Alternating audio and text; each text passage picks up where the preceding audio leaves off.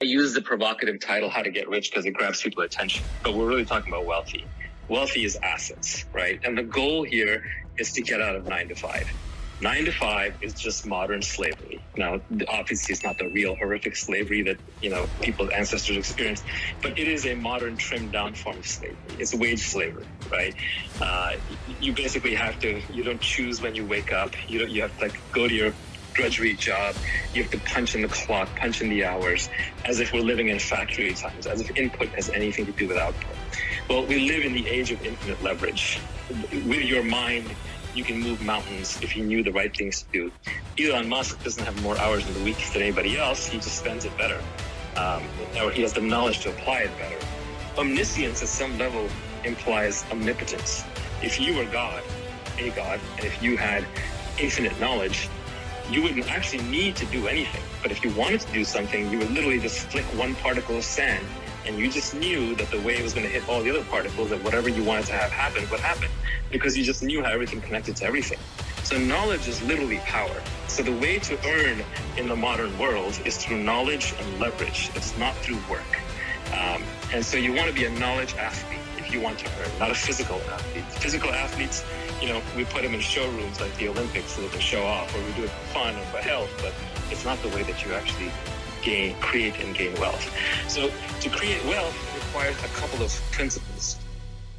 Many of these are obvious, and it sort of helps to kind of put them together.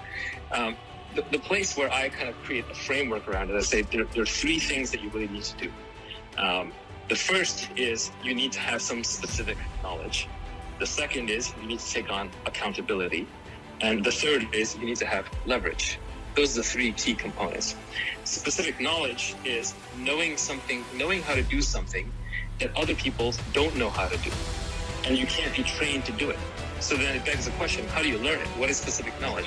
Examples of specific knowledge could be the artificial intelligence field is just coming up and I'm really deep into it. Or I have a really deep understanding of crypto. Or I know how to do sales of very difficult, large objects. Like I know how to sell houses that are broken down and need of repair.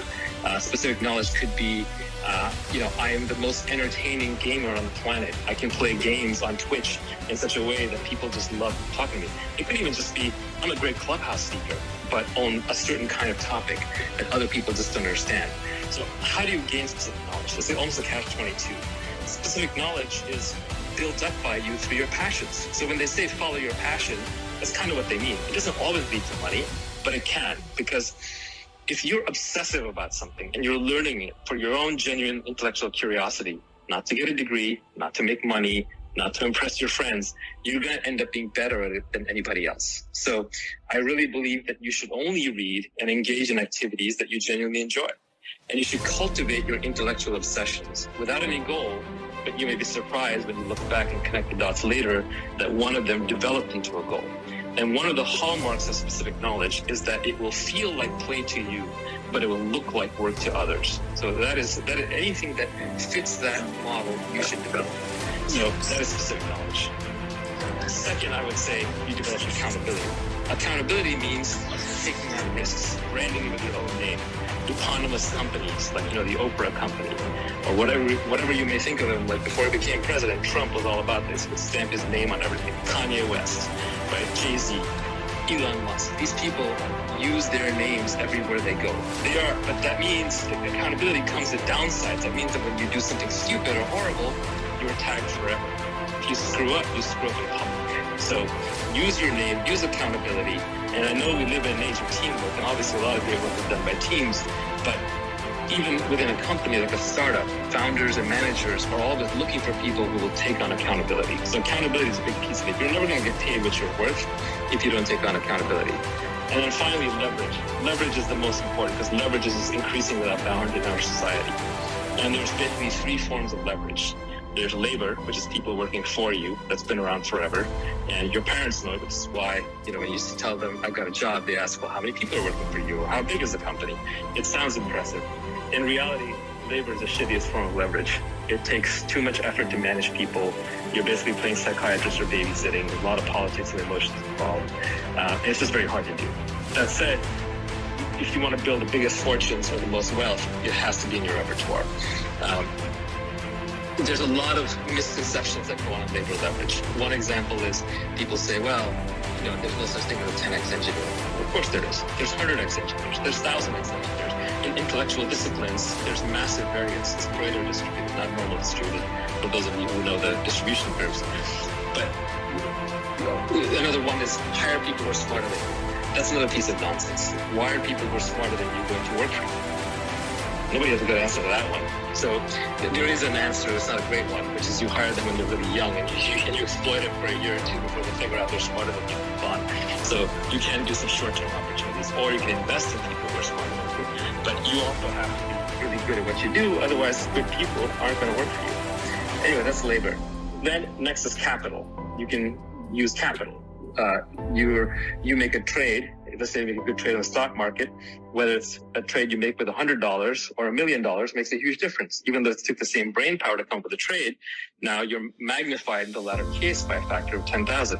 How did you do that? That's leverage, right? That's capital leverage. The problem with capital leverage and labor leverage is that they're permissioned. Somebody has to give you the money. Somebody has to agree to work with you. They take time to get. They take effort to get. With the capital leverage, there's often risk involved, especially if it's your own capital. So that brings us to the last form of leverage. And this is the most powerful form of leverage and is behind all the newly rich.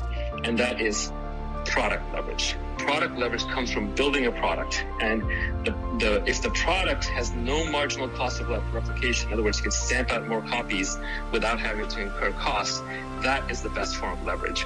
Product leverage ranges from code, where you create applications like Clubhouse. We're all on Paul Davison's piece of code here, and he's massively leveraged. Paul's not here right now. He's not running this conversation. We're all working for him.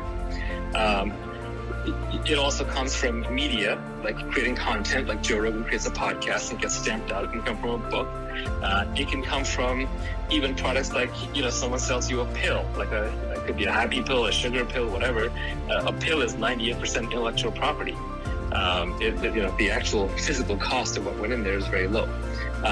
So fundamentally, what you want to do is you want to put yourself in a situation where you take your specific knowledge that you've developed over the years without even trying, the things that you're good at, that other people are naturally bad at, that you got to by following your own intellectual obsessions. You add that to accountability, put your name on it, take some risks. You employ every form of leverage possible, capital, labor, and products and code, preferably the permissionless ones, because those you can get access to when you're younger. And the net result is you productize yourself. What you end up doing is you end up selling a product that is simply an extension of who you uniquely are. And nobody can beat you at that, because it's just you being you. And this can take a while to set up, but once you set this thing up, it will be a flood, a tsunami of money that will keep you flush for the rest of your life.